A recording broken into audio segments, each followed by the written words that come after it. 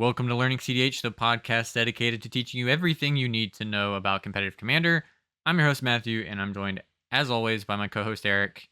And today we're talking about the biggest cEDH news ever. You probably already know, it seems like the whole internet does, that there was a massive shakeup to the ban list announced yesterday as of the recording of this, with Dockside Extortionist, Jewel Lotus, Mana Crypt, and Nadu all being banned, absolutely pretty much obliterating everything we thought we knew about what this format looked like. Nadu being very quickly one of the four most popular decks in the entire format. Already like a tournament staple, super competitive list, as well as like a build around in some lists trying it in the 98 or 99. Crypt and Jewel Lotus obviously being fast mana that have been staples for 4 to however many years Mana Crypt's been legal. How long commanders exist? 14 years, 20 years, however long. And then Dockside being kind of arguably the definitive cEDH card that so many decks and games revolved around. That was a major meta force that made many decks playable, made some decks kind of annoying, but let you, kind of served as the enabler of a lot of what we expect in the format and really kind of dictated the balance of what you could do and is now gone. Yeah, and not just to mention, but it was the great equalizer card, especially being in seat 4 when your win percentage is already I think it's like 17% chance of win. Dockside was one of those kind of cards. So is fast mana for that matter. It's like one of the few ways you can catch yourself up. Mhm. And just having those three specific cards removed from Commander as a whole, as removed from EDH as a whole, really ultimately affects us because, everyone, or not everyone, but people are like, cEDH is EDH. And I'm just like, well, I don't know if it should be, but that's another discussion. But having that really affects commander games in general. Just it doesn't matter what power level you're at. 5 mana is still very capable with like Soul Ring, Talisman into a land on turn 2, and without the ability to punish said draws like that or the greedy Ristics, Mystics, those type of things where they get so far ahead in the game. There's nothing to really punish that. Um, and be competitive, because removing a Ristic Study or a Ristic Study with like a 1-for-1 removal spell, that's not how you get ahead on those kind of cards. Mm. Without that, it really obviously changes the whole texture of the format. And not just that, but like commanders that are 5 mana, 6 mana are almost impossible to cast now. So yeah, it was definitely something yesterday.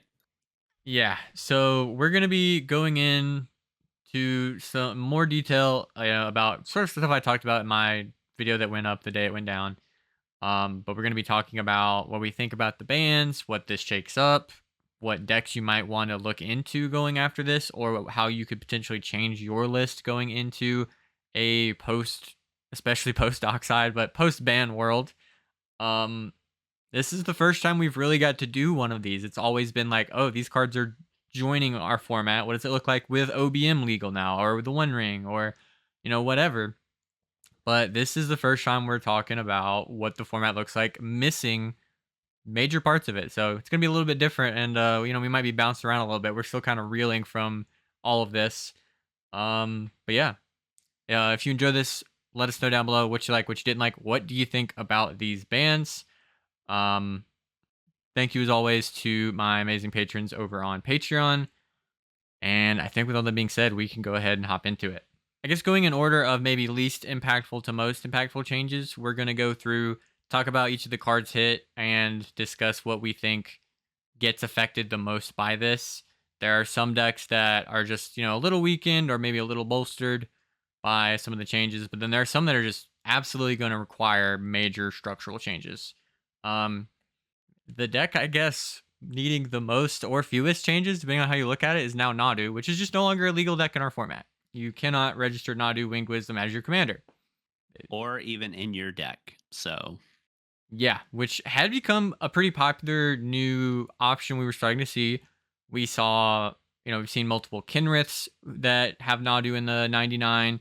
We saw Timna Thrasios start to kind of make a comeback actually recently, maybe somewhat bolstered by their ability to run Nadu as well as things like Nomads and Core. Decks like Derevi, which are looking to take advantage of Nadu. And none of that is a thing anymore. And you'll notice none of those decks were really doing incredibly well, even when it was. and that's where we're at. That's Nadu is gone. I think as a commander, it was a pretty cool option for competitive play. There were play patterns about it people didn't like. Happens. But I think especially as a build around in your deck was a really, really cool option that I would have liked to get to continue seeing how that evolved. And it's pretty unfortunate that we're losing that kind of unique build around that we had before.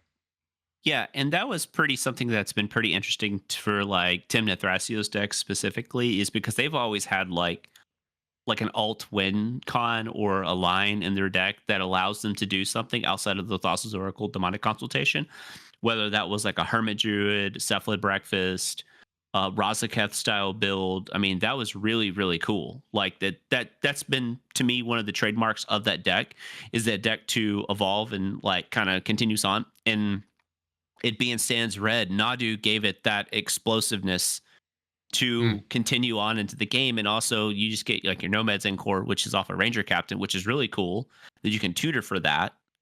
That's just gone.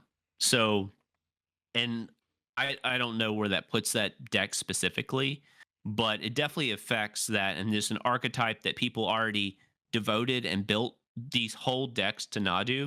It's just gone. And while fast mana is fast mana and it typically goes in most decks, a lot of the cards in the Nadu deck aren't playable in anything else in terms of CDH. Mm. Like you're not playing Bristly Bill and something else. You're not just Scoot Swarms and those type of cards. Like they're just Right. gone. Especially So your, what is it, Sylvan Paradise? I think is the green yeah, instant, and Sea King's Blessing, which were up to yeah, like like 60, $90, something like that people had bought. And might take a little dip after Nadu is not yeah, legal anymore. yeah. Because those aren't even the cards that you play in like Legacy with, Yeah. right? Like there's so many ways that you can play Legacy, whether it's like breakfast style Nadu, which is super sweet. That deck's pretty scary if you haven't played against it in Legacy. But yeah, so that's been like the big like Nadu thing. And the fact that it was um retinkered with when they first presented the original version of Nadu, Mhm. and then it was changed to be more competitive or more commander friendly, and then it just got banned out of Commander. It Oh, just doesn't that's fit just anywhere, I guess. wild. Oh my gosh, it's just so wild. Like we talked off air, and in 60 card formats, that I was accustomed to cards getting banned because sets get more powerful. For some reason, Wizards of the Coast has struggled over the years to balance sets out. I know it's hard. There's a lot of expanse. There's a lot of sets and all this other stuff, and it's hard to keep up with every little thing. But like, you know, we see stuff like this all the time, and obviously, this is going to be make sure this is very clear. This is not a Wizards of the Coast ban. They have nothing to do with this. This is the RC thing, which I don't know why a third party organization is in charge of the largest format in Magic the Gathering, but that's I digress. Um, but that's what drove me away from 60 cards. I got tired of owning four of X, Y, and Z. Like I had four Arclight Phoenixes when they were pretty expensive. They banned Faithless Looting. It just killed the price of that card. And I get Mhm. it. Like now it's okay in Pioneer, but that was like years ago. Like I'm not holding Arclight Phoenixes for that long. You know what I mean? Yeah. Like that's just one of those things of we get into these like obviously these powerful modern sets and stuff that come out. The golly, can you imagine if they ban the One Ring right now? Oh, it's just one of those things that's just it's really tough, like Grease, Furies, those type of things. Fable the Mirror Breaker and Standard. It was just like Cat Oven decks, they were just banned. Obviously we had Oko and Uro and stuff. Somehow they just always like blue green just keeps getting that kind of the three mana Mhm. value engine just too good. That's just I don't know how we keep messing that one up. But anyways, yeah, it's pretty tough just from a collector, from a player standpoint, anybody who went out and built this deck and it's just gone. Like, not even like, hey, this is the card we're kind of looking at, kind of thing. Like, this could have been like, this ban announcement could have simply just been like, hey, these are the cards we're really considering looking at moving forward. And people could have maybe kind of like got, a hit. I don't know what the implications of that is. I Mhm. don't know their philosophies because their philosophy doesn't match their bans, but Yeah, especially with with Nadu, I think they had mentioned it being on a watch, and Dockside they've mentioned watching it, and that's basically just said like, oh, it's probably fine. But then these other two cards had been mentioned. I think Jewel Lotus was at launch, like at release. They said we're gonna look at it, but that was 4 years ago at this point. I don't think it had been mentioned since. And then Mana Crypt, I don't think they ever said anything about it in an actual ban and restricted update. Um, but yeah, I think, and one thing I've heard, which is not really what a discussion I want it to be about, the financial impact of this stuff, which actually was really huge, is very negative for store owners, TOs, vendors, stuff like that. Especially, but I've heard a lot of people talk about how like, hey, it's a in competitive formats, if your deck gets banned, you got to be ready for that or whatever. Which is true. Like Eric mentioned with like modern and stuff, there is always a chance that your deck gets banned. It's a little different in Commander because they didn't get banned because to balance a competitive format. Like I kept seeing people say like, well, in competitive formats they get banned, and this is no different. Is the it's the very rules different. committee is the rules committee talking about it from a competitive standpoint? No. If they were, they wouldn't touch any of these cards. So I think getting used to like, oh, there aren't really frequent changes in this format. This card has been legal the entire existence of the format, like with stuff like Mana Crypt. And we just had like big focused like sales and promotion about it, like Lost Caverns of Ixalan having neon whatever cosmium versions of Mana Crypt and it being like a major focus. Commander Masters was like Jeweled Lotus the set. It was on all the product. You can't blame people for feeling pretty blindsided by these sudden bans that weren't about making the format more competitive. Basically the opposite.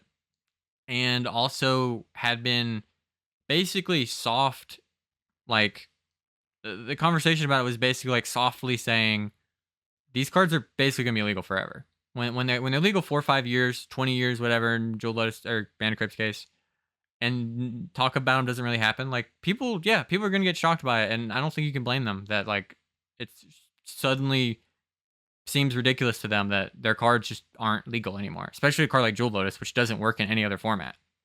Yeah. This is an eternal non-rotating format with the least amount of action taking on it. And the cards that you take action on are not the problematic cards, like it per se. Like, you know, we know Dockside Extortionist in competitive play is really powerful. I don't play a lot of casual Magic because I don't play a lot of casual Commander because the way I enjoy Magic is my objective is to win the game in a very efficient and fast possible. And then if I lose early, cool, I get to shuffle up and play again. Um, and people can play Commander how they want to, but when you look at it from we obviously talked about how Dockside is like the great equalizer, right? Like red as a color, it has never been lower. Mm, Like outside of before the pre-breach ban, because it's not just the banning of Dockside. It's just these decks that are built with Dockside in mind utilize these cards that they've recently printed, like Chthonian Nightmare. That card's pretty worthless now, unless I'm just missing something where it's just like an okay reanimation piece. That's fine, but like, what am I reanimating that's going to give me good value back? I don't know. for only that, You it know? basically is restricted on mana value for with the energy. Also, like Yeah, it's not like you're bringing back a Razaketh or something. yeah. So cards like that, Ruthless Technomancer, for me specifically, like that Mm. just all the reanimation effects. It's like this whole like notion of just is just gone. And it's pretty interesting. Like I said, it being an eternal non-rotating format, it just makes no sense because they're legal at vintage. Mm. Like Mana Crypt's a legal card in vintage. It's just kind of interesting to me that the most powerful set can play the most powerful card, most powerful format can play the most powerful cards, but yet. this format can't supposedly. And if I'm not very eloquent in my words, but Matt Sperling put out a really good post about how they could have basically did an addendum to this and fixed this to where, go check it out. He says it a lot better than me, but basically I'm summarizing it as the the RC could have made a statement on these cards that we noticed make your deck a 9 or a 10. So, X, Y, Z. But if you're okay with playing a 9 or a 10, they're totally fine. See what I'm Mhm. saying? Like that way you don't even have to worry about like, well, I have Dockside in my deck, but I only have like one or two infinites with it, that kind of stuff. Like you just take out that whole nonsensical conversation thing. Like I, Yeah. you know, Basically choosing to kind of in a similar way that they are talking about approaching silver border cards, giving players sort of a system or a kind of technology with for discussing what they want as like giving players like an actionable way to actually say like, look, I can point to these cards and say like this is not the experience I want to have, like based on the curation kind of the rules committee where they said like, hey, these cards are pretty much going to make your deck a 9 or a 10 in terms of power level. They're going to be on the very high end. They're going to lead to snowbally or warping games with very early plays, overly impacting things. And saying instead of actually banning these cards out of the format and completely just changing them irrevocably forever and making that, especially in competitive play where we have to, for the most part, adhere to the ban list, um, saying like, look, here's a way for you to know the cards that we think are disproportionately making their way into lower power tables and are affecting games in a negative way from what we've experienced. yeah. I mean, there was so many different ways to get around this, but we can't control any of that. Only thing we can do is just talk about how these affect us as CDH players moving forward. So Yeah. that was on Nadu. You want to talk about Jewel Lotus next? Yeah. So Jeweled Lotus was, when it was printed, just felt like maybe the most straight up power creep we ever got. That was just like, hey, the commander format's more powerful now. Um, for a lot of decks, that was the case. Especially look at high level play.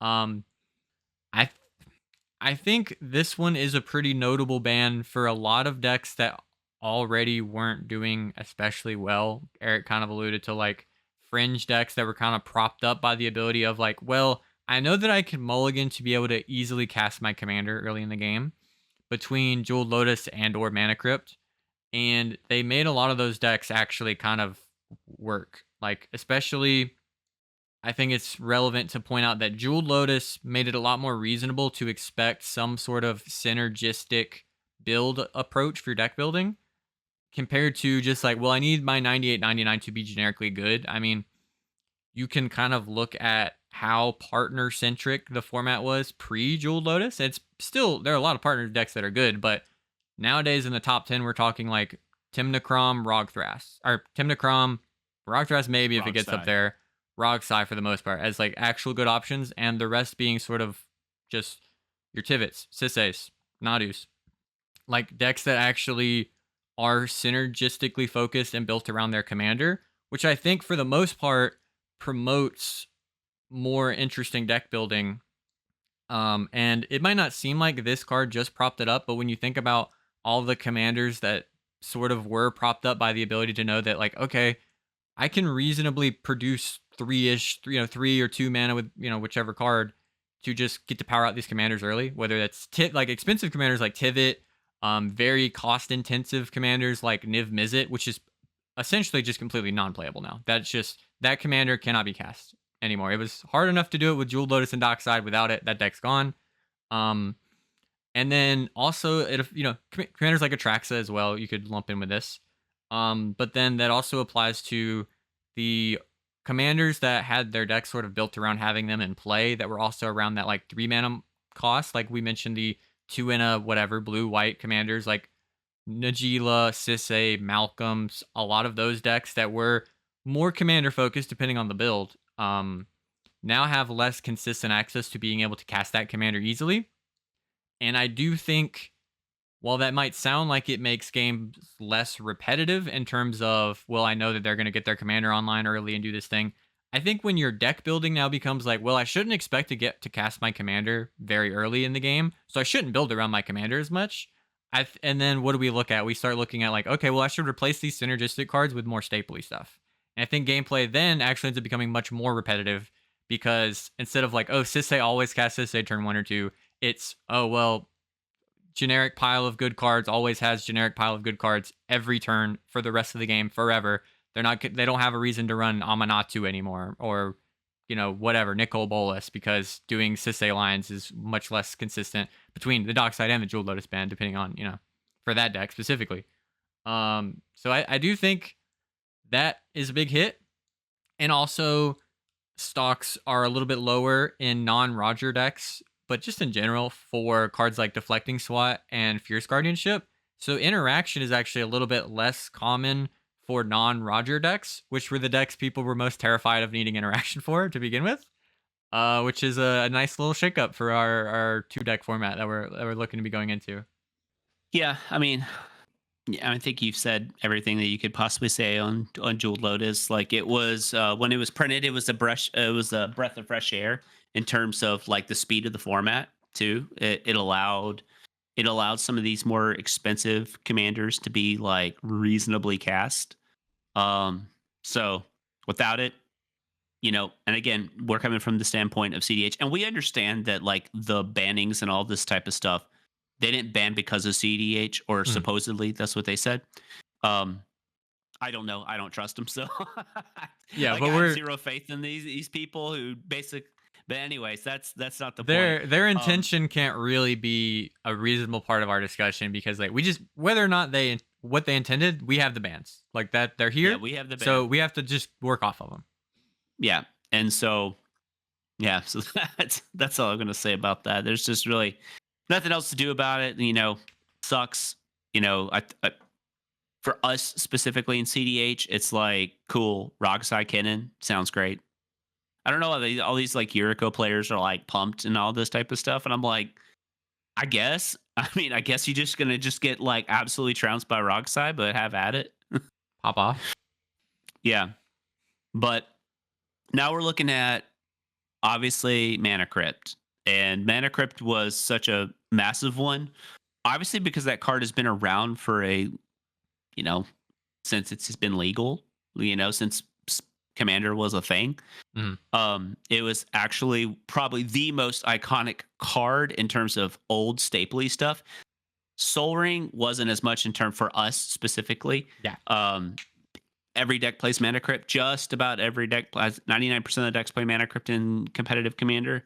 Um, so having that card removed again, it's very similar to the situation with the Jewel Lotus. It allows you to get ahead on the board, and we understand that like if you're on the play and you get to already like do the thing, you're already far ahead and stuff. But that's now taken away from everybody. So seat 3, seat 4, they just really don't really have a snowball's chance to like really like catch up outside of seeing like Soul Ring, and the thing with Mana Crypt is Mana Crypt did allow you to go Mana Crypt into Talisman. That was another thing too. It allowed different types of things to be good. It allowed talismans to be more consistent.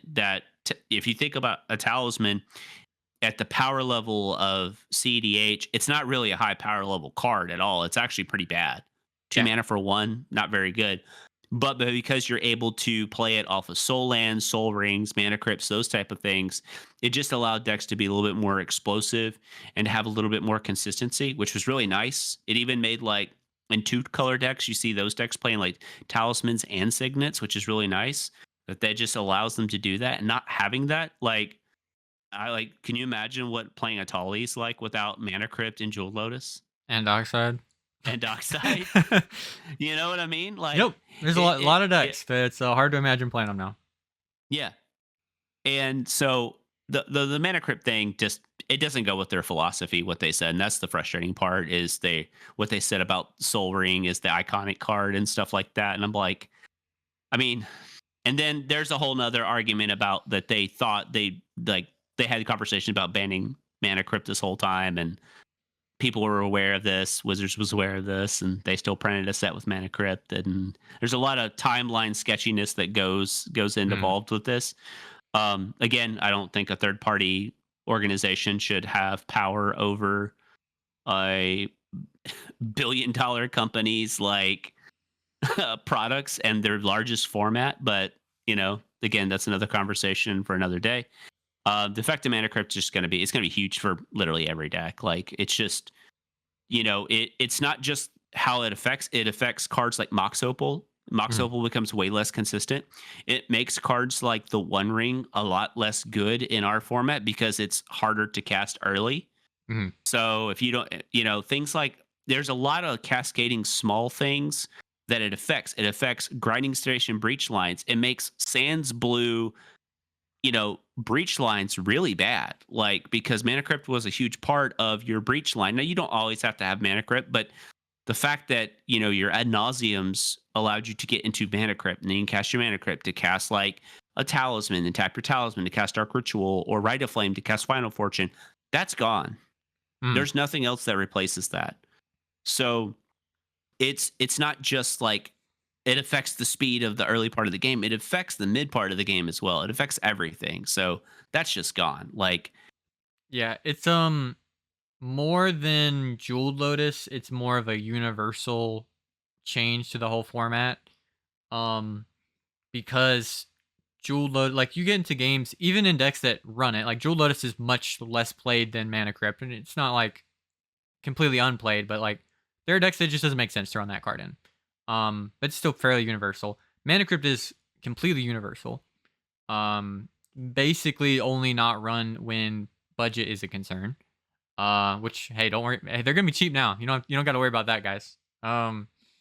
But Mana Crypt's banning is a much more universal change. So, and there's a couple ways you can look at that. Like I think Jewel Lotus was arguably a healthier card in terms of the promotion of like focusing on commanders a bit, um, because it more uniquely helped, I think, expensive commanders than Mana Crypt, which helps the Nagilas, the Sisseys, and the Tivits kind of equally, I think.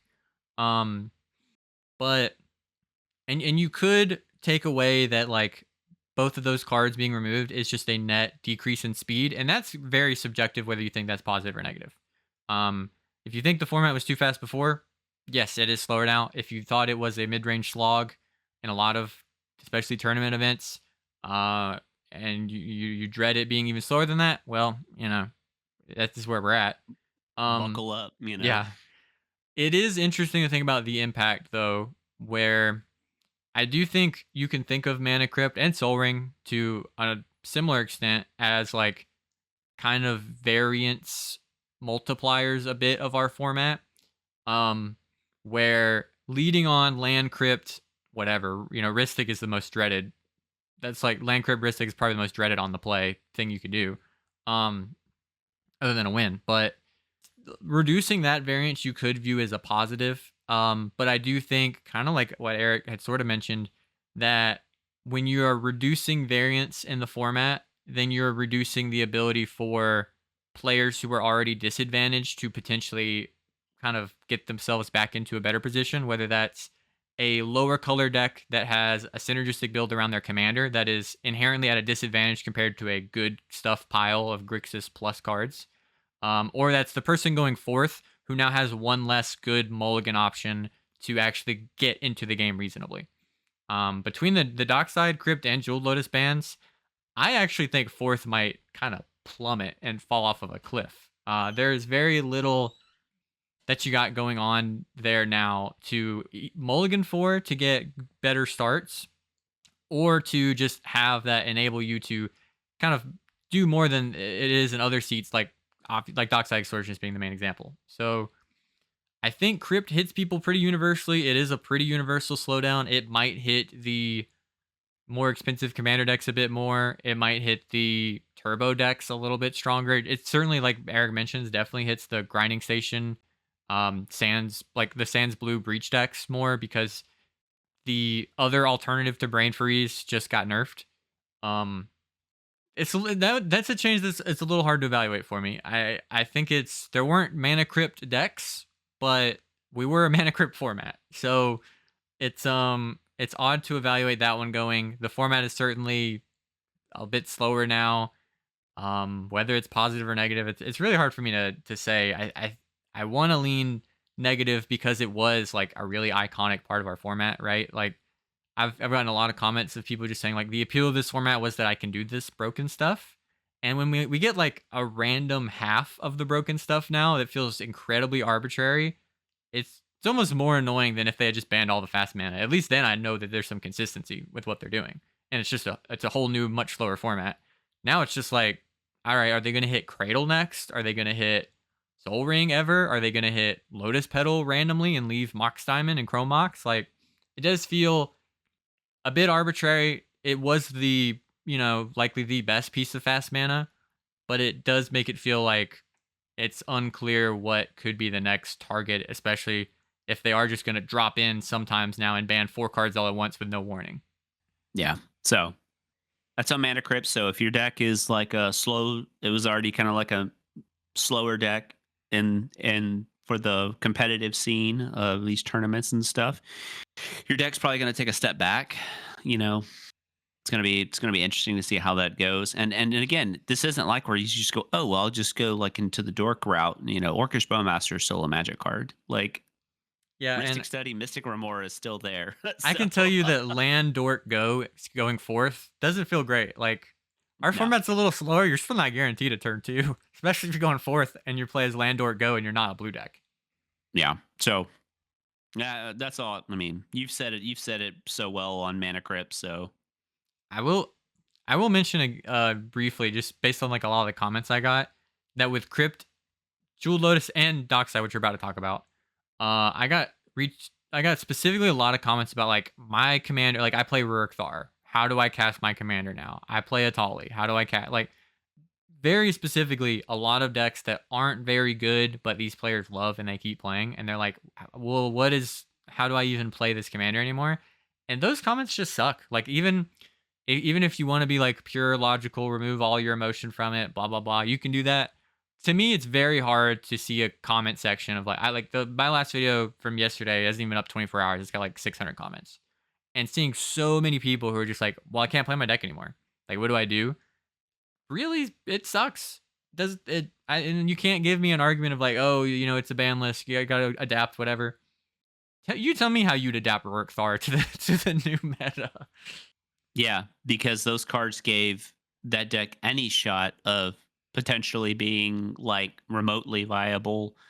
And there's a famous Invincible meme where Omni-Man and Mark's like there, and Mark says something like, "Hey, how do I cast my 6 mana commander?" And Omni-Man goes, "That's the neat part, Mark. You don't." You don't. So Yep. All right, and I think the big elephant slash goblin in the room is Dockside Extortionist. Um, I have probably multiple times, maybe in this podcast, said that Dockside Extortionist would be the biggest ban you could possibly make. It would be a whole new format if they just hit Dockside, not even including the other 3 cards that were banned. Dockside Extortionist would have been, as a ban, would have been bigger than any change ever, probably bigger than the Flash change. And it's very, very hard to evaluate what the format looks like without it. Obviously, there's the thing that Eric had mentioned about it being one of the few cards to kind of punish overdevelopment of mid-range decks. Decks that just willy-nilly dump a bunch of rocks, have very explosive starts themselves, play, enchantment-based draw engines, or value engines in general, like your Tides, whatever. It being a way to punish those decks in a proactive fashion helped games get over, helped to break through games that were not approaching a conclusion. And maybe more importantly than that, enabled a lot of decks that aren't the most good stuffy pile builds to actually have something reasonable for them to do. It enabled a lot of decks to actually have a pretty powerful or at least viable win condition in their list. It enabled a lot of decks to actually function either by casting their commanders or doing some kind of combo with it, like I mentioned with Temur Sabertooth, Cloudstone Curio, Emil, lots of different options that people used. And and it enabled and propped up a lot of decks, and only really one of I want to say one Dockside deck was like a top tier option with Sisse. Uh, but a lot of other tier two and especially lower decks than that. Um, I mean, like, pour it out for the Dawnwaker Thrasios players, out there, just tons and tons. Corvolds, obviously, Kenrith. So many decks that were enabled by that, and they are maybe going to develop past it. But for the most part, the way that we looked at the format and those decks, especially, that is over, and those decks are gone. Yeah, so this one's like pretty personal to me because obviously anybody who's watched our show knows that like I personally play Corvold in like tournaments and stuff. It's the thing that I enjoy the most about playing CDH. It's the reason why I play CDH. That's just how I really got into this format. I really enjoyed the what like Dockside offered this big Jund commander being able to do to be able to also cast your Jund commander and have like cool plays of like, play Dockside, play Corvold, eat the Dockside, trigger, draw a card, crack a treasure, draw a card, cast Unearth, or like insert 2 mana reanimation spell, and then proceed to go from there. And I'm just literally only saying this from a personal perspective. So I don't want to see in the comments, it's not about you. I understand it's not about me, but I also have invested hundreds of hours into this deck, not only playtesting, thousands of hours probably, but writing a 41-page primer for the entire community is now gone. So all my hard work, my effort, all the videos that we've done, everything wiped away. So yeah, I am going to take it personally because like, without tooting my own horn, I am the Corvold guy. Like by and large, I've put a lot of work into it. I know a lot of other people have and people before me and stuff, but those people aren't around anymore. And I've been doing it since 2021, since I ever got on the DDB.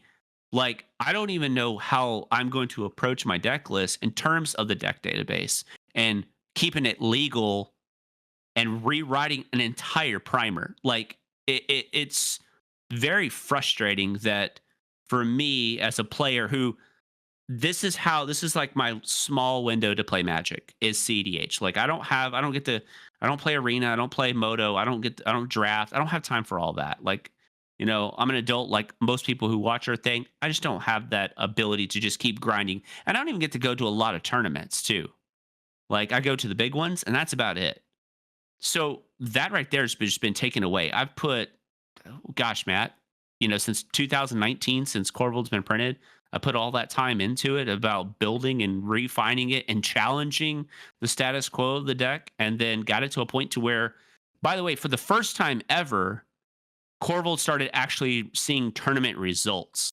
So don't bring me up this whole food chain, demon chain garbage and stuff like that. Those decks weren't producing tournament results. Corvold just recently, pretty much with the inclusion of like when Saw in Half and Technomancer got printed, that's when the deck started coming on the map. And then basically all the lists that did really well, minus a few, were basically mapped out from the way I designed the deck. So with a few card variances here and there for flavor or meta and stuff like that. That's fine. But that's all gone. So I don't know how I want to approach CDH anymore in general. Like, I don't know if I really want to continue playing because the one thing that I really enjoy doing is gone. Mm. And it's not even like the most broken thing out there. Yes. Ristic and Mystic are still legal. Like, Orcish Bowmaster is still legal. Those type of Underworld things Breach. are Still Underworld a Breach card is you can fine. register. So for me as a person who has very limited time and only will obviously also allocate unlimited amount of time in Magic, because the more time I allow to Magic, the more it takes away from my personal life. Mhm. I got a lot, I'm going to be a dad here pretty soon. Surprise. I'm pretty excited about that. And the time and stuff I have to dedicate to Magic's just going to be very, very minimal. And that's okay. That's life. But the one little thing that I had to myself is gone. And I know I'm not the only person who feels this way. It has been Mhm. a mass amount of people and comments. And I mean, I've have endless things of DMs. In fact, if you really think about it, this podcast, Matt's channel, the growth of it, it all really started in coming together, not entirely, but it came together because of Dockside Extortionist and Corvold. Like, Yep. you know, that's literally how we got together is Matt's love for Corvold. I know you know that because he doesn't play Corvold in any tournaments, but but I'll tell you what, he'll grind with it on stream, you know, but and body people. But that's where it really matters to me as a commander because that's what brought me into CDH. That's what allowed me to meet so many people that I enjoy, when I go to these tournaments and stuff to see. It was because the stupid 5-mana dragon. Mm. If I wanted to play like other formats, I'd play other formats, but I don't really enjoy those formats. Like Standard's pretty cool now just because red aggro's good. And then when they printed Pyroclasm, so here we go, reprinted Pyroclasm. You can put it in the red aggro sideboard though. Busted. You can in the prowess list for sure, Yeah. because it's actually goaded because you just go, cool, cast Pyroclasm, trigger, get my prowess triggers, wipe your opponent's board, then attack. So yeah, that's pretty good. But yeah, so red black lizards, that deck just got roasted.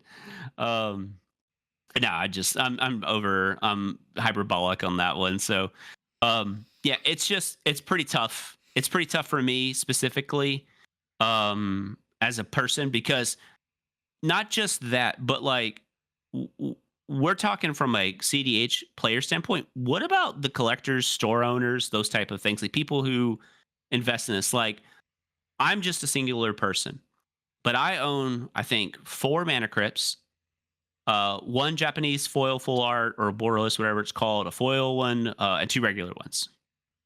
Dockside Extortions. I have like 6 Docksides. One being, I have 2 foil ones. Another one being a foil Japanese etched one. Mm-hmm. That was like $200. And then, jeweled lotuses. I had a foil full art original jeweled lotus. Like, I had a foil regular jeweled lotus. I have a Japanese foil full art jeweled lotus or borderless, whatever it's called. And then regular jeweled lotus. Like, all those, just like I had thousands of dollars in value, and that's just me. Not to mention people like that we know, like Propaganda Monroe and all this, and all these other vendors and stores and stuff that just lost all the value when there was a total workaround to this. Complete workaround, but they don't care about that stuff.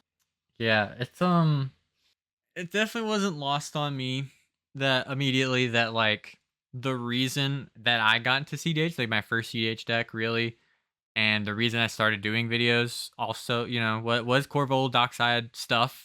It's a deck I often have described as like the most fun deck in a game. And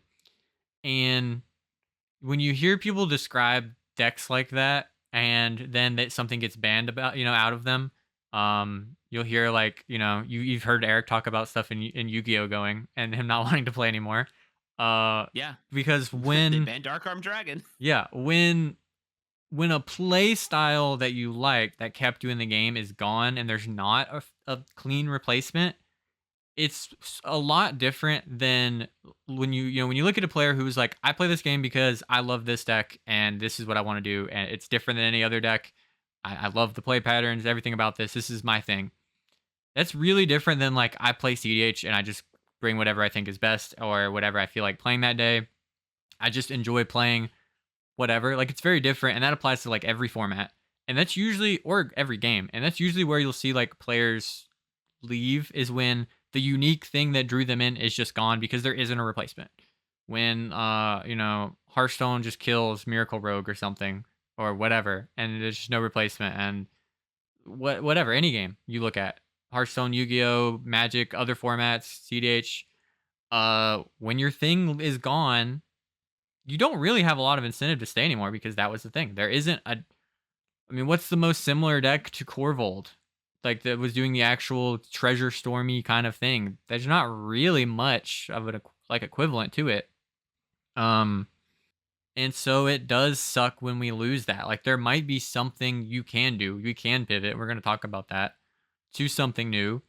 But I don't blame people, and I'm unsure of my feelings where I'm at. The people who say, like, I don't want to put the work in to find a new thing, or I don't think there is a new thing I'm going to enjoy that much, or just like I lost my thing, I kind of just bummed out and don't want to try. I don't blame any of them for being like, yeah, I'm kind of done. Again, Yeah. especially because it's not like there was some writing on the wall that like, oh, Nadu, like with Nadu, I think is a good example of like Nadu looked problematic, already got banned in another format. I think it sucks the people who built into it got kind of bodied, but at least it wasn't as shocking as like this card that's been in the format for 5 years that we've continually said we're looking at it, seems fine. Like in our most recent update of like what was it, like January of last year was the last time they talked about Dockside, Yeah, I or was think it this so. year? 2023. And building around something like that, it sucks. And again, it wasn't really like the most competitive players that got punished for it. There are people who played four color Omnath still, people who played whatever, any kind of blue, green, red, or teamer, red, green, blue, red, something, anything that did it. You mentioned Blues Clues, um, lots of decks that were enabled and propped up by it. And you can say, get over it, move to another form, move to another deck or whatever. And that's again something I think that applies way more to people who just play to play and not just play because they love that thing that they got to do. Because if your thing is gone, yeah, I don't blame you for feeling like you need to leave. I don't want you to. And that's what has bummed me out the most about this is like I'm getting comments about people who feel like they need to leave the game or who have completely lost faith in it. They're talking about, which I've always been very pro proxy, but a lot of people are saying they're going to sell out. Why buy cards if stuff like this is going to happen? And I don't have a rebuttal to them that I think is actually logical and can like console what they're feeling. Yeah. So, and that's another thing too. Like our format's completely different of like a 60 card competitive Wizards of the Coast Pro Tour format. Like you have to understand that that is a format that there are four of cards. They're 60 card decks with 15 card sideboards. So they get more opportunities to see these cards. Right. So it's like more often or not, you get like cut on any legacy video. And guess what the blue player has? Turn 0. If someone tries to do it, they have force of will. And then they brainstorm. And then I got another force of will. Yeah. That doesn't really exist in our format, you know, in terms of like, multiple cards of the same thing. Like there's not like a million force of wills that do exactly what force of will does. Mhm. There's not a million different things with Dockside, I mean, there's plenty of Mystics and Mystics kind of cards, but oh man. But it's just one of those things. And it's like I moved away from those formats because of the ability to ban more frequently. And I didn't want to chase four cards to just get banned, Mhm. especially if they were mythics. And to going into those formats, modern, legacy obviously not a pro tour format, but like modern, standard, pioneer, those type of things. Like I understand like that is a competitive format. That is a tournament staple format. Like Commander itself isn't inherently a tournament format. It's not. And it's So to make not those kind managed of to be one at all. Certainly. exactly. So to ban cards that ultimately are easily rule zeroed out and or have a discussion like if these cards in your deck it makes your deck a power level 9 or a 10, then we're trying to play like whatever 7 8 whatever, cool, you don't play those cards. But if you're in your chart play group and your play group's called cEDH, whatever you want to call it, those cards are totally fine. Because the frustrating part is that it's still very much doable to do that, but no tournament organizer is stepping up and saying we're going to do it this way. Yeah. And they have full ability to do that. We already have curated ban list or curated formats for Commander. There's budget, all this type of stores have their own particular ban list, but then for like certain tournaments, I mean, shoot, one of the locals, or I guess Tennessee's, I'm in Tennessee, but like not really local, Murfreesboro, but they're like, yeah, we're going to follow the ban list. I'm like, why? You don't have to. Like you can choose not to. You like they're not it's not official. Like Yeah. this isn't a WPN thing. This is a a third party group that has zero real control over the products that we play and we allow them to. And that's the frustrating part. There's no other way around it. And I'm telling you, this is just a perfect opportunity for Wizards of the Coast to come in and step in because and make a competitive Commander format. They have the Mhm. full ability to do that. But that's a whole topic in itself. But for just me personally, like I don't know if I want to invest the same amount of time because that was my small way to engage. And if somebody tells me, "Well, just play another deck," well, are you going to replace my cards? You know what I mean? Like that's such a dumb thing to say. Yeah, Like it's and just, oh, just do this. Oh, just okay. Are you going to replace the time, the effort that I spent into getting these cards? Can you replace that? Are you going to replace the countless hours I did writing and curating a deck list for free, by the way, for people over the past 3, 4 years? No, I don't get that back. And I did it out of the love of the thing. I was like, I didn't make any money off that. Nobody really does unless you're like, a really good player, you're charging for your coaching and stuff. But, that's one of those things of where I enjoyed being a resource for people. And now it's like, I mean, yesterday it was like, oh, what do you think we should do? I don't know. I try not to overreact yesterday, but the more I allowed myself to think and calm down and have my thoughts, the more frustrated I am than anything now. So, yeah. you know, It's I think the last thing I'll mention about the comparison to other formats is also like those other formats, there's usually some sort of like results based thing you can point to when a ban happens, where we can say, like, okay, this is a clear outlier. This is 40% of the metagame. This is clearly a problem. Like, when these things happen, when a deck shows up and totally dominates a Pro Tour, you typically can expect like changes will happen because there is this history of changes happening based on this card overperforms, this card hates out certain decks out of the format, etc. And it's not been how we get things applied to here. So when we do get things that were essentially power level bans on cards that have been legal in the format forever, it does feel like now we have this new like arbitrary line that we don't know where exactly it's drawn yet. But it's there, and it's frustrating to have that applied when we know, like, again, like if they had, looked at tournament results and been like, okay, we're banning Crypt, Rograk, Crom, Timna, whatever, Ristic Study, whatever. Maybe people would be more accepting of it. I think people would still be pretty unhappy, but um, at least then it would feel like we're not just randomly just removing four things from the format that we had grown accustomed to. but Oh, go ahead. I was going to say, but we can talk to literally ad nauseum about like the negativity of how it's affecting the format. So now what we have to do, if you are going to continue playing, or if you do want to figure out where do you go from here? Like, how do you pivot? What is the format going to look like? Moving forward, like, where's your starting point for Mhm. you? Was for you personally, Matt? So the decks I was currently playing when this happened were Rogsai, which got two cards banned out of it. I could swap them to any two cards really. That deck I think got hurt the least and was already one of the best. So that's not much of a change, I don't think. It will take some getting used to not having the ability to mana crypt to know that your hits for like post Nas or Necro, stuff like that, is lower.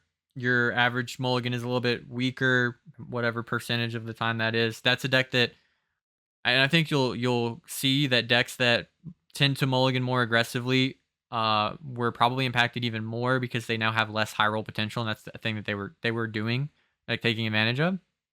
Um so there's that.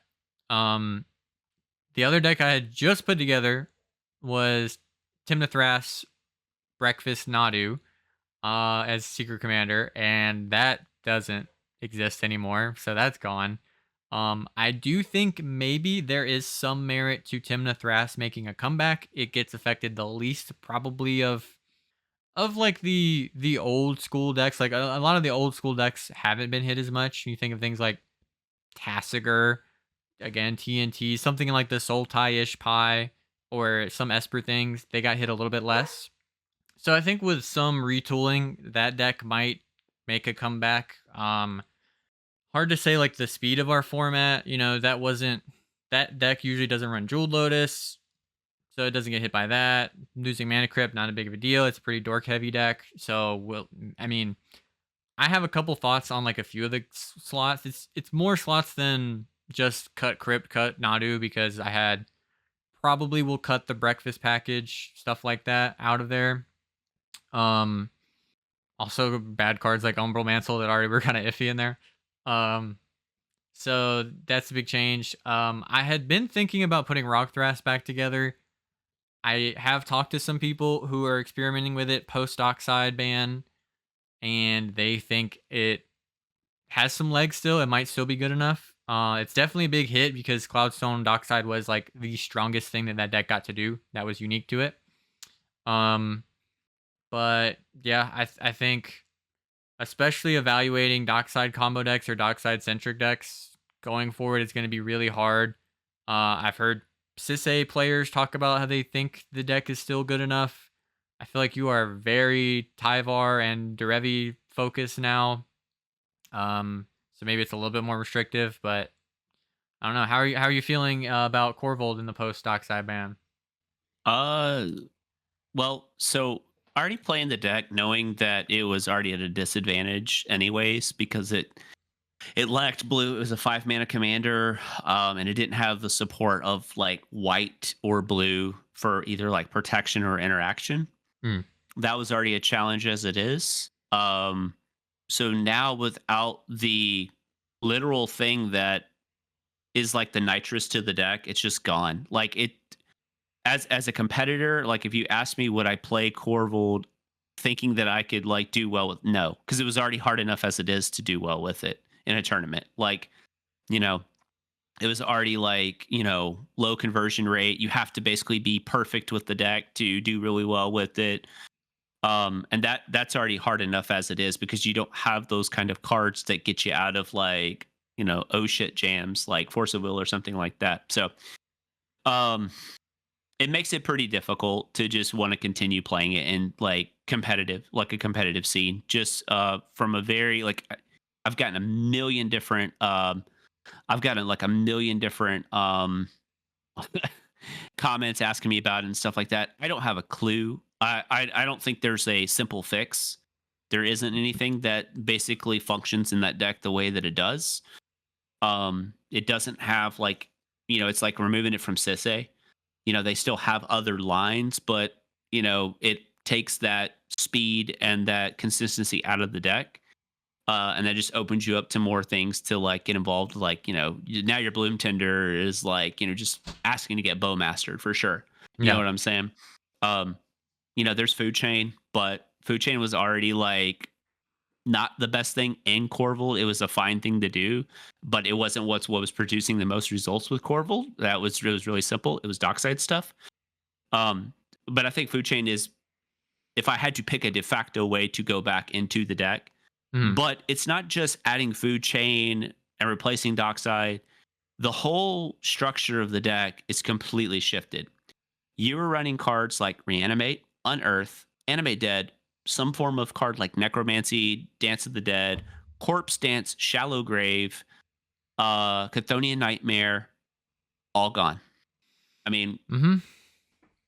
so reanimating things like Eternal Witness, that's not what we're in the market for in CDH. That's not what's going to get you to that, that's going to push for the win. So it's really challenging to sit there and just say, "Oh, you just do this and replace it." It doesn't work that way because it's the whole structure. Like, oh, Ruthless Hectomancer, now you can no longer loop with that. Saw in Half, virtually not playable. You know. Mhm. Also, you look at your other alt win cons like Dualcaster Twin Flame, took a huge hit. It was Yeah. already hard enough to cast that combo as it is, but at least the Twin Flame effects were still pretty good with Dockside. That's basically gone. Mhm. My Atali friends can tell me about that. That's going to be rough. At least they can still target to Atali. But Yeah. it's one of those things of like, if I continue, and of course, like I've already built two different distinctively different lists and how to approach the deck in terms of like what the commander can and can't do. Like there's just again a super simple way. You just like shift over to like Food Chain plus something else. But like you don't have grinding station. Like your grinding station is really, really weak now. So Mhm. can you consistently breach? Like, which was a big, it's 50% of what the deck, how it wins. Your ad nauseums are a lot worse. You have to add more 3 mana cards back into your deck.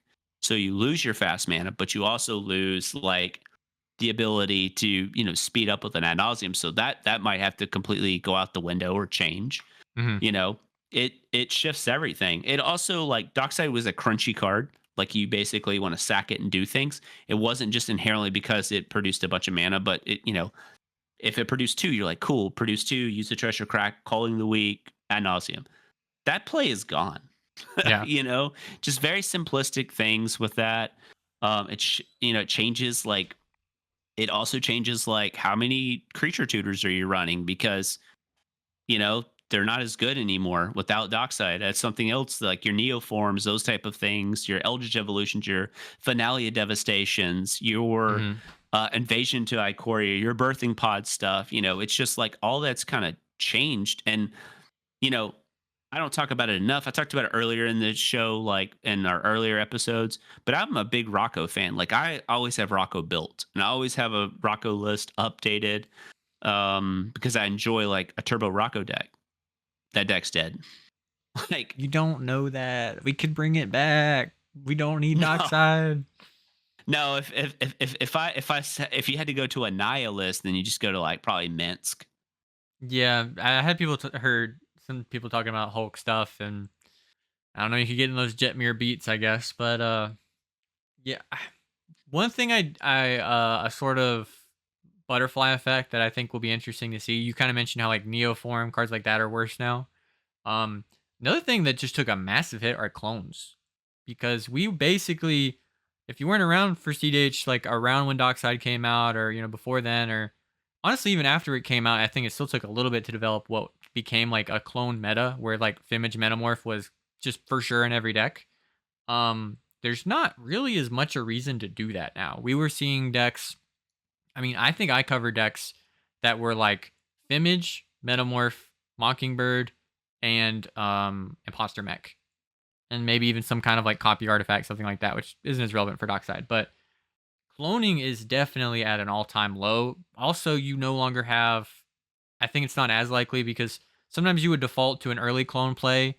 Like keeping in your hand would be a little bit better, because you don't know if like the T and K before you might do something like a Jeweled Lotus into Crom. Because early commanders are less likely to come down, I think clones again become a little bit worse, because you don't have the Dockside, which was used, and you also don't have the Crom. So like the mid game pushes that, or even early game stuff you would do with a clone, is going to be less good. Um, and if you get an opportunity to clone a Grand Abolisher, someone probably did something wrong somewhere along the way. Being able to clone one of those effects is still really powerful, but I don't typically assume that my opponents are going to resolve a Grand Abolisher and then I'm going to somehow take advantage of it and win. Yeah. So, pretty interesting stuff. Pretty interesting stuff. I don't know, like, exactly which way to pivot one way or another, and I also just really don't want to, like, put the time and the effort into it. You know what I'm saying? Like, Yep. I don't want to have to. For those who don't know, like, I enjoy collecting foil Japanese cards, or just Japanese cards in general.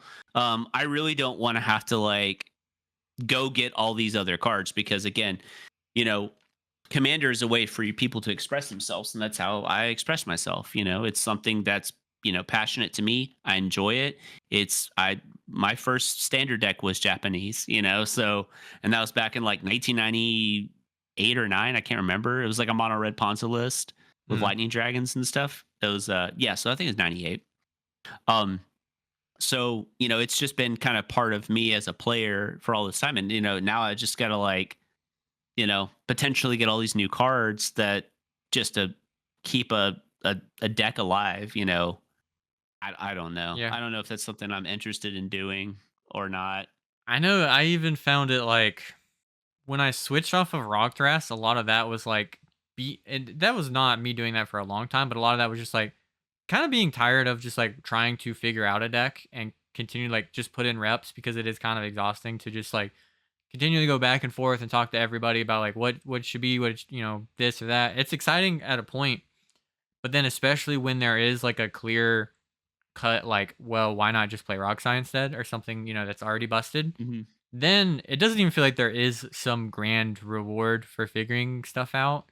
There might be enough changes here to where the new best deck is something different than one of the previous top decks.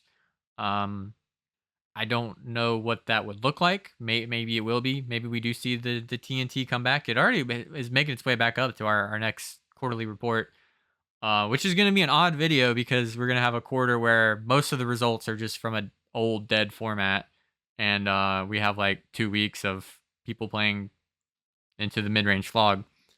Um, any thoughts on decks that you are on the lookout for to be performing well post ban, other than like stuff we mentioned, like Kinnan, which looks pretty good, maybe TNT, other decks that Sans red list. Yeah, obviously, we already talked about Rogsai. Sans Red, I don't really know because I mean, these like a lot of the Sans Red decks got kind of neutered by Jeweled Lotus and Mana Crypt, Yeah.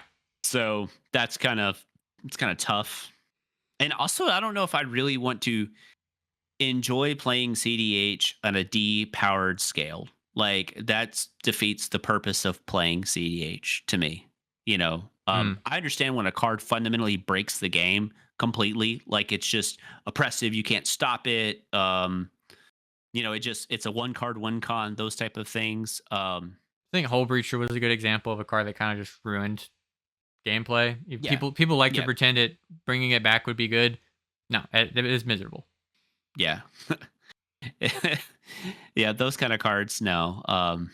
And the answer to blue cards isn't more blue cards. Like No. that's just such a that has been a thing that they try to that like and specifically wizards and 60 card formats they try to do. They try to fix like the problem with blue cards with other blue cards, and that just doesn't work because the blue cards just run the most powerful thing, and then they also run the thing that stops the most powerful thing, and that's why those typically proactive decks always do really really well. um I don't know if you've seen anything right now, but like Legacy, they banned Grief, and Froginator is still just fine because it's the blue shell is completely intact. Obviously, this format's completely different, but the principles are very, very similar in there. I don't know. That's actually going to be a good point. I'm just going to leave it up to people who want to play in tournaments. I know some stores who run circuits and stuff. They're opting not to utilize the ban list, and that is their right because again, they're not official. Like Yeah. I don't it's not like your play like if your play group still wants to play with the cards that were banned, just do it. Like there's nothing they can't do nothing can stop you. And it's just gonna be interesting to see like I haven't even checked, I haven't been on Star City Games yet. If they're going to follow through with the ban list is well, I'm sure we'll hear something from Top Deck about what they're choosing or not choosing to do. And I'm sure they're just everybody has their own right to do that. Like Hmm. this isn't a WPN sanctioned thing. Like people can create their own systems of how they want to do things. So I'm not really sure.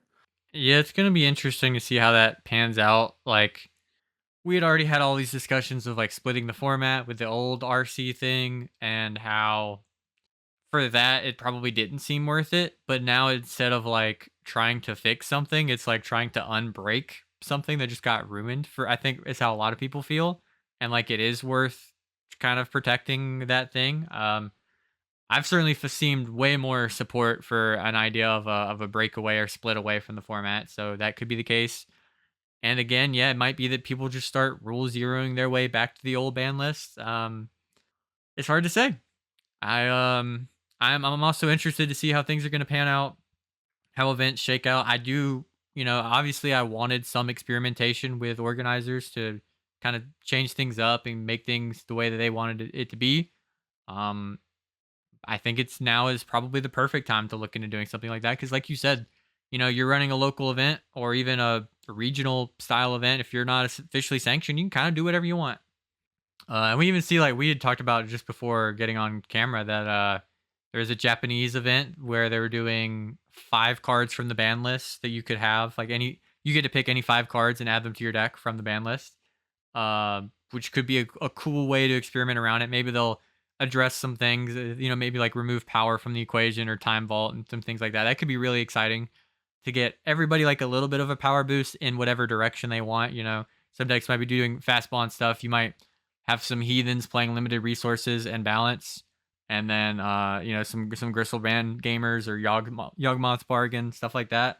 Um, that could be pretty fun. And then also, of course, you get to bring back like cards that were taken from us, like Jewel Lotus or Mana Crypt or Dockside if you want. So that'd be pretty interesting. Yeah, the CDH format, I know it like people always talk about, or the CDH community, whatever. It's like people always talk about it's like a smaller format and stuff. But if you go back and you actually like really look at the data for like CDH tournaments and stuff, I mean, they scale pretty. There's a lot. There's a lot of tournaments, and I know Mhm. there's a divide between the like non-tournament players and the tournament players. By and large, like in terms of the way they, if people want to still play like cEDH or whatever high power 9 or 10 commander with the current ban list they can. But I think we're at a critical juncture where we need to have like a competitive format where cards are, if they're banned on play patterns, those type of things, the actual issues of the card.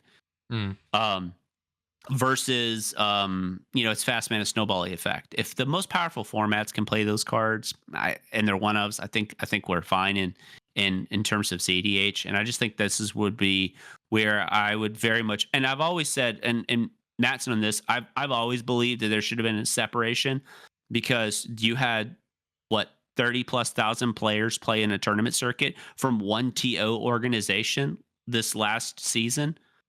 You're telling me those people are just not going to play the tournament format because it's separate? No, they're going to be like, "Oh, I still get to use my expensive cards that I paid for." Absolutely, Yeah. So I'm not really sure what the answer is. There's no, to me, right or wrong answer. I'm just expressing an opinion. So Yeah. I think that's a good point to cut it there. Let us know down below what your thoughts are on the ban list, whether you think you're going to be playing with it, without it, doing your own sort of thing, what you would like to see from events going forward. If you want to see like a walk back on this ban list, anything you're thinking about it, let me know down below. Thank you so much for watching. Hopefully you continue to enjoy CDH. I know we're both in a weird spot where we're not sure what we're doing.